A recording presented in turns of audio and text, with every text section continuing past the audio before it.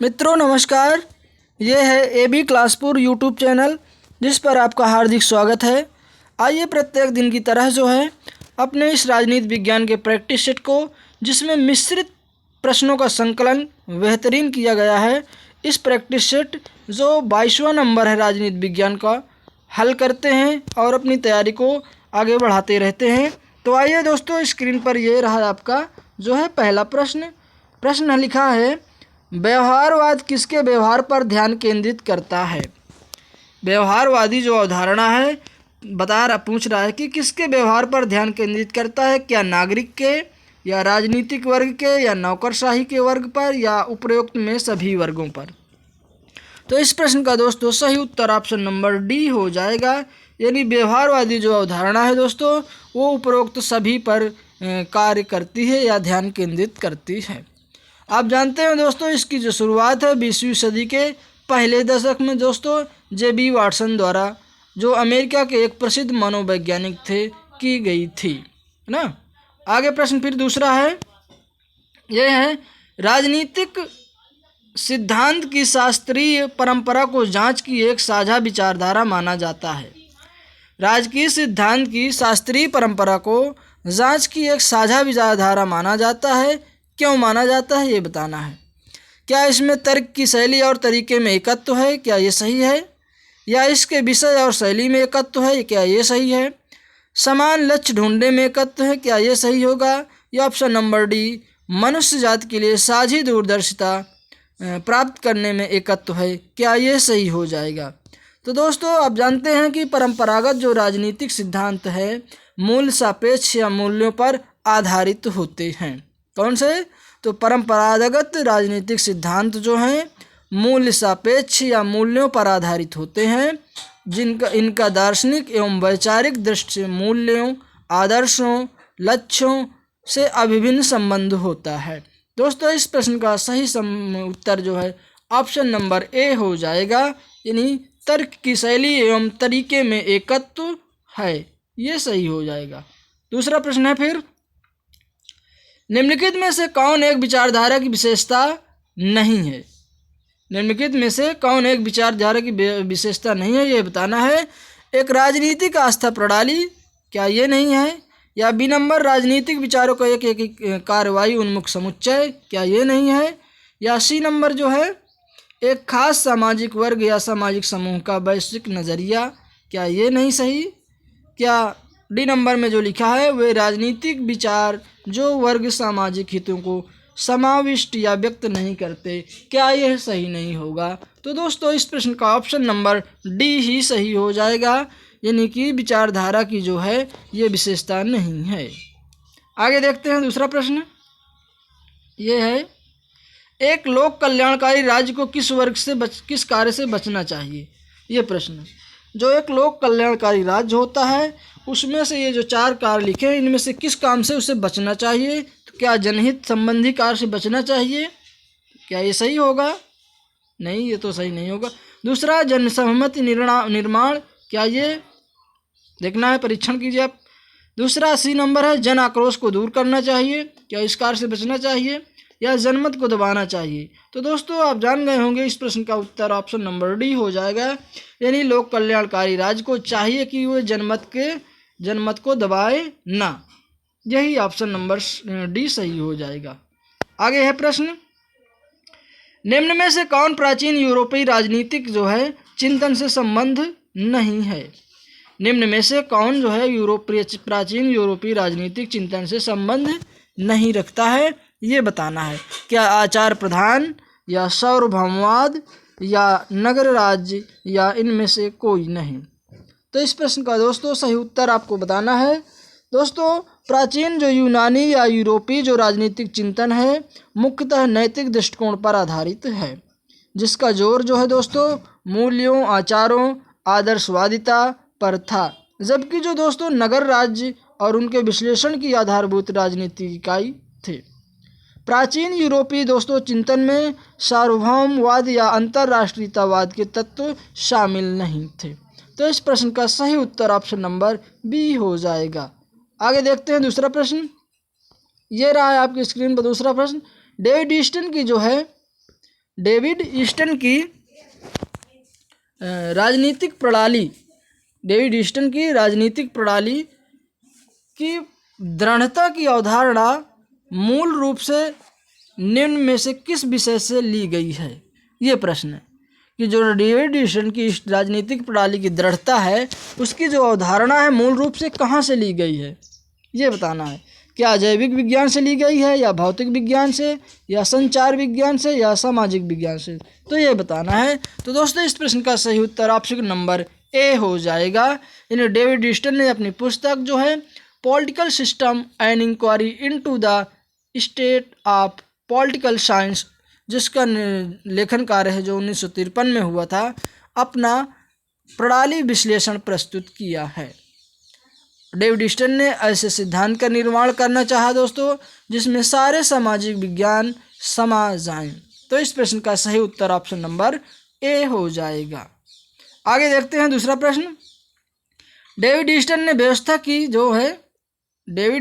व्यवस्था की सृजनात्मक अवधारणा को किस पुस्तक में प्रस्तुत किया है? उन्होंने कौन सी पुस्तक में लिखा है जो उनकी भी एक सृजनात्मक अवधारणा को प्रतिपादित करती है? क्या मैन एंड हिज गवर्नमेंट में लिखा है ऐसा, या द पॉलिटिकल सिस्टम में लिखा है, या सोशल कॉन्ट्रैक्ट, या पॉलिटिक्स? तो दोस्तों आपको ज्ञात हो कि सोशल कॉन्ट्रैक्ट रूसो की पुस्तक है, तो ये तो हो ही नहीं सकता। पॉलिटिक्स जो है अरस्तू की है, ये भी नहीं हो सकता। तो इस प्रकार से कुछ इस तरह भी उत्तरों को हम ढूंढ सकते हैं मित्रों। तो इस प्रश्न का हमारा उत्तर ऑप्शन नंबर जो है बी हो जाएगा। यानी द पॉलिटिकल सिस्टम में उन्होंने व्यवस्था की सृजनात्मक अवधारणा का प्रतिपादन किया है। दोस्तों डेविड ईस्टन ने जो है व्यवस्था की सृजनात्मक अवधारणा का प्रतिपादन द पॉलिटिकल सिस्टम जो 1953 में लिखी गई थी उसमें किया है। डेविड ईस्टन को जो है व्यवहारवाद और उत्तर व्यवहारवाद दोनों का जनक माना जाता है, ये भी जानकारी रखें। आगे देखें, ईस्टन का वैचारिक जो ढांचा है कितने चरणों में विकसित हुआ है? ईस्टन महोदय ने अपने वैचारिक ढांचा को कितने चरणों में विकसित किया ये बताना है, 4, 2, 5 या 3 में। तो इसका सही उत्तर ऑप्शन नंबर डी हो जाएगा। यानी 3 चरणों में जो है अपने वैचारिक ढांचे को ईस्टन ने विकसित किया है। अब वे 3 चरण कौन से हैं तो जान लेते हैं। राजनीतिक व्यवस्था में निवेश दोस्तों, मांगों का रूपांतरण, और तीसरा जो है राजनीतिक व्यवस्था के अंतर्गत निर्गत में विकास हुआ है। तो ये प्रश्न का ऑप्शन नंबर डी सही उत्तर हो जाएगा। नीचे दिए गए अगला प्रश्न है दोस्तों, नीचे दिए गए जो है लेखकों में से लाज पुस्तक को किसने लिखा है तो ये बताना है। तो लाज पुस्तक को आपने जान गए होंगे किसने लिखा है, आसान सा प्रश्न है। तो इस प्रश्न का सही उत्तर ऑप्शन नंबर जो है बी हो जाएगा। यानी प्लेटो महोदय की जो है लाज पुस्तक है। दोस्तों द लाज जो 347 बीसी यानी ईसा पूर्व में प्लेटो की अंतिम तथा आकार की दृष्टि से सबसे बड़ी रचना मानी जाती है। दोस्तों दार्शनिक राजा और आदर्श राज के निर्माण के संबंध में प्राप्त सफलता से सीख लेते हुए प्लेटो अपने इस ग्रंथ में एक व्यवहारिक विचारक की तरह जो है अपने विचार प्रस्तुत करते हुए उप आदर्श राज की अवधारणा को प्रस्तुत किया था। तो इस प्रश्न का सही उत्तर ऑप्शन नंबर जो है प्लेटो यानी बी सही होगा। नेक्स्ट प्रश्न है, न्याय जो है मानवीय आत्मा का गुण तथा मन की आदत है, ये कहने वाले कौन थे? न्याय जो है मानवीय आत्मा का गुण और मन की आदत है, तो किसने कहा है? क्या प्लेटो ने, या अरस्तू ने, या लास्की ने, या हाब्स ने? तो इस प्रश्न का सही उत्तर ऑप्शन नंबर ए हो जाएगा। यानी प्लेटो ने जो है न्याय के विषय में सभी धारणाओं का खंडन करते हुए यह मत जो है अभिव्यक्त किया कि न्याय का आधार ना तो कोई परंपरा या संविदा है और ना ही उसका मूल मनुष्य की स्वाभाविक स्वार्थपरता अथवा भय की भावना है। न्याय जो है मानव आत्मा का सर्वोपरि और सर्वोत्कृष्ट गुण है, ये प्लेटो ने कहा था। आगे फिर देखते हैं, यह किसने कहा था कि शासकों को संपत्ति का स्वामी नहीं होना चाहिए? यानी कौन ऐसा विचारक है जो यह बात को प्रतिपादित करता है कि राजाओं को जो है संपत्ति का स्वामी नहीं होना चाहिए? क्या सुकरात कहने वाले थे ऐसा, या प्लेटो, या अरस्तू, या थॉमस एक्विनास? तो इस प्रश्न का सही उत्तर ऑप्शन नंबर बी हो जाएगा। यानी प्लेटो ने जो है, जो यूनानी विचारक है, उन्होंने जो है अभिभावक वर्ग के लिए, जिसमें दोस्तों शासक और सैनिक दोनों शामिल होते हैं अभिभावक वर्ग में, पत्नियों का साम्यवाद और संपत्ति का साम्यवाद दिया है। अभिभावक वर्ग के पास न संपत्ति होगी न परिवार होगा, संपत्ति और परिवार केवल उत्पादक वर्ग के पास होगा। यह बात कहने वाले जो है प्लेटो विचारक थे। नेक्स्ट प्रश्न है, प्लेटो सभी राज्यों का जो उद्गम है निम्नलिखित के आधार पर रेखांकित करते हैं। तो किस आधार पर जो है प्लेटो सभी राज्यों का उद्गम निश्चित करते हैं? क्या तात्विक ज़रूरतें, या सामाजिक ज़रूरतें, या आर्थिक ज़रूरतें, या राजनैतिक ज़रूरतें, या नैतिक ज़रूरतें? तो किस आधार पर राज्य के उद्गम का बताया है? तो इस प्रश्न का सही उत्तर ऑप्शन नंबर बी हो जाएगा। यानी दोस्तों प्लेटो जो है सभी राज्यों का उद्गम सामाजिक ज़रूरतों के आधार पर रेखांकित करते हैं। कहने का मतलब है कि प्लेटो का कहना का है कि जो राज्य की उत्पत्ति हुई है वो समाज की ज़रूरत को पूरा करने के उद्देश्य से हुई है। कोई भी विचारक दोस्तों तत्कालीन परिस्थितियों से सर्वाधिक प्रभावित होता है और संभवतः प्लेटो को भी ऐसा ही महसूस हुआ था। आगे देखते हैं। नेक्स्ट प्रश्न है, भारत का संविधान है तो क्या है? कठोर है, लचीला है, अंशतः कठोर लचीला, या उपरोक्त में से कोई नहीं? तो इस प्रश्न का आसान सा उत्तर है, आपने उत्तर दिया होगा। इस प्रश्न का सही उत्तर ऑप्शन नंबर जो है ये सी हो जाएगा। यानी कि भारत का जो संविधान है वो अंशतः कठोर और लचीला दोनों प्रकार की इसमें विशेषताएं शामिल हैं। दोस्तों संशोधन की दृष्टि से जो है संविधान नम्य और अनम्य दो प्रकार का होता है। वे संविधान जिसमें संशोधन की प्रक्रिया जटिल होती है उसे अनम्य या कठोर संविधान कहते हैं, और जिस देश के संविधान की संशोधन की प्रक्रिया जो दोस्तों सरल होती है उसे नम्य या लचीला संविधान कहा जाता है। तो भारत दोस्तों एक देश ऐसा है जहां दोनों प्रकार की विशेषताओं को समाहित किया गया है। इस प्रकार से ये इसका मिला जुला रूप या अंशतः कठोर और लचीला दोनों के गुण जो है भारतीय संविधान में विद्यमान हैं। नेक्स्ट प्रश्न को देखते हैं। भारत का संविधान अपने नागरिकों को प्रदान करता है, क्या प्रदान करता है? एकल नागरिकता क्या प्रदान करता है, कि दोहरी नागरिकता, कि कुछ राज्यों में एकल या कुछ राज्यों में दोहरी, या एक में से कोई नहीं? तो इस प्रश्न का उत्तर आपने दिया होगा। इस प्रश्न का जो सही उत्तर है ऑप्शन नंबर मित्रों ए हो जाएगा। यानी आप जानते हैं कि कोई भी व्यक्ति होता है तो वो उत्तर प्रदेश का राज्य का नागरिक नहीं माना जाता है या बताता है, वो कहता है कि मैं भारत का ही नागरिक हूँ। तो इस प्रकार कह सकते हैं कि भारत के प्रत्येक निवासी को जो है मूल निवासी को केवल एकल नागरिकता प्राप्त है, ना कि उसे राज्यों की नागरिकता भी। तो इसका उत्तर ऑप्शन नंबर ए सही हो जाएगा। दूसरे प्रश्न को देखते हैं। यह है दूसरा प्रश्न, निम्नलिखित में से किस एक वाद ने भारतीय संसद को जो दोस्तों 24वां संवैधानिक संशोधन लागू करने के लिए प्रेरित किया था?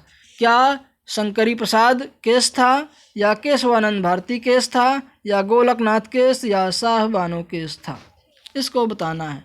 तो दोस्तों ज्ञात होगा आपको कि गोलकनाथ मामले में उत्पन्न स्थिति को सुधार करने के उद्देश्य से 24वें संविधान संशोधन द्वारा अनुच्छेद 13 एवं 368 में संशोधन किया गया था। तो इस प्रश्न का सही उत्तर ऑप्शन नंबर सी हो जाएगा। दूसरा प्रश्न है, निम्नलिखित में से कौन सा एक भारतीय संविधान की पहली अनुसूची का प्रावधान नहीं है? क्या राज्य नहीं है, या संघराज्य क्षेत्र नहीं है, या राज्यों के नाम और क्षेत्र, या नागरिकता? तो इसका उत्तर आपको बताना है दोस्तों। तो दोस्तों आप जान गए होंगे इसका उत्तर। आपका जो उत्तर है ऑप्शन नंबर जो है डी हो जाएगा। ये भारतीय संविधान की दोस्तों पहली अनुसूची में जो है नागरिकता का उल्लेख नहीं है, जबकि नागरिकता का उल्लेख 5 से 11 तक नागरिकता का उल्लेख किया गया है। भारत में एकल नागरिकता का जो प्रावधान है वो पहली अनुसूची में राज्य तथा संघराज्य क्षेत्र का उल्लेख है। आगे देखते हैं दूसरा प्रश्न, निष्पादन बजटीकरण की अवधारणा को प्रचलन में लाया था, कौन लाया था ये बताना है। यानी निष्पादन बजटीकरण की जो अवधारणा है इसको कौन लाया है ये बताना है। तो क्या ARC भारत लाया है, या प्रथम हूवर आयोग USA ने लाया, या द्वितीय हूवर आयोग USA ने लाया, या फुलटन समिति UK यानी अंग्रेजों ने लाया था। क्या सही उत्तर होगा? तो इस प्रश्न का सही उत्तर ऑप्शन नंबर बी हो जाएगा, यानी प्रथम हूवर आयोग USA द्वारा जो है इसी ने निष्पादन बजटीकरण का जो सिद्धांत है या अवधारणा है इसको प्रतिपादित किया था। आगे देखते हैं दूसरा प्रश्न। यह है दूसरा प्रश्न। प्रश्न है, लोक निगमों की कार्यावधि के बारे में भारत में ARC की निम्न में से कौन सी एक अनुशंसा नहीं थी? ये प्रश्न है अपना। लोक निगमों की कार्यावधि के बारे में भारत में ARC की निम्न में से कौन एक अनुशंसा नहीं थी? क्या नंबर ए हो नहीं थी, उच्च पदाधिकारियों को पूर्णकालिक कर्मचारी होना चाहिए, क्या ये नहीं थी? दूसरा है संबंधित मंत्रालय को सचिव प्रबंधन बोर्ड का सदस्य होना चाहिए, या सी नंबर आंतरिक अंकेक्षण ज़्यादा प्रभावशाली बनाया जाना चाहिए, या यह सभी। तो मित्रों इस प्रश्न का सही उत्तर ऑप्शन नंबर बी हो जाएगा, यानी संबंधित मंत्रालय का सचिव प्रबंधन बोर्ड का सदस्य होना चाहिए, यही अनुशंसा नहीं थी। अगला प्रश्न हल करते हैं। यह है अगला प्रश्न। भारतीय विदेश नीति जो है कि निम्नलिखित घटनाओं को उनके कालक्रम के अनुसार जो है लगाना है, ये बताना है। कौन सी घटना पहले घटित हुई थी ये बताना का। तो लाहौर बस कूटनीति कब चली थी ये बताना है ना।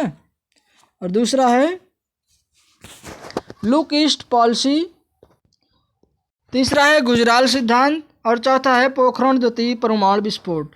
तो मित्रों लुक ईस्ट नीति जानते हैं आप कि इसका जो है कार्यान्वयन जो हुआ था 1992 में किया गया था, और जो गुजराल सिद्धांत है वो 96 में आता है, और लाहौर बस जो है आपका 99 में आती है, और जो परमाणु विस्फोटक है पोखरण का वो 1998 से संबंध रखता है। तो इस प्रश्न को इस प्रकार अगर हम मिलाते हैं तो दोस्तों इस प्रश्न का हमारा सही उत्तर ऑप्शन नंबर बी हो जाएगा। तो इसका सही उत्तर ऑप्शन नंबर बी है। आगे प्रश्न है, और इस प्रैक्टिस सेट का जो है अंतिम प्रश्न है ये।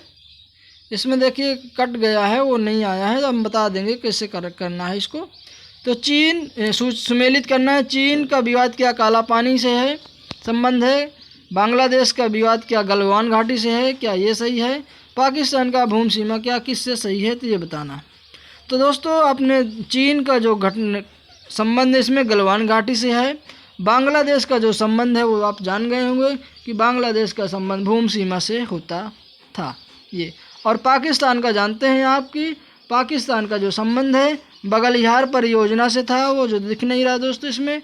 और जो है एक और नेपाल का जो संबंध था दोस्तों वो काला पानी से है। तो इसको अगर ऐसे हम मिला देते हैं तो आप इसको मिला करके भी आप अपने प्रश्न को सही कर सकते हैं। तो मित्रों यह प्रश्नों का संकलन जो था इस प्रैक्टिस में आज यहीं समाप्त होता है। तब तक के लिए जय हिंद।